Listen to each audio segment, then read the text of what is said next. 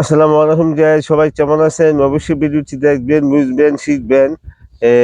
হৃদয় তালুকদার, ঠিক আছে, সে অত্যন্ত মধুর কণ্ঠে দিয়ে কোরআনের তেলাওয়াত করতে পারে। ঠিক আছে হৃদয়, জি তুমি তো অবশ্যই কোরআনের তেলাওয়াত শুদ্ধভাবে বলতে পারো না? মাশাল্লাহ মাশাল্লাহ। ভিডিওটি দেখবেন, আর পরিচিত মুসলমান হলে ভিডিওটি লাইক কমেন্ট শেয়ার দিবেন, ঠিক আছে? তো হৃদয় স্টার্ট, তুমি একটি সূরা সবাইকে একটু শোনাও। আসসালামু আলাইকুম ওয়া রাহমাতুল্লাহি ওয়া বারাকাতুহু। আউযু বিল্লাহি মিনাশ শাইতানির রাজীম। বিসমিল্লাহির রহমানির রহিম। ইন্নাল মুত্তাকিনা ফি জান্নাতিন ওয়া উয়ুন।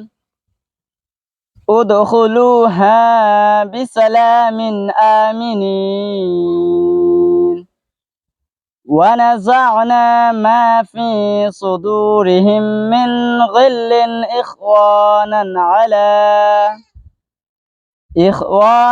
على سرر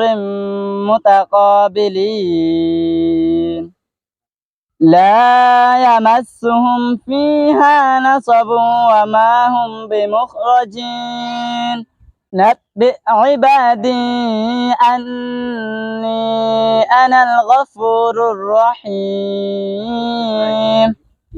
وأن عذاب هو العذاب الأليم صدق الله العظيم।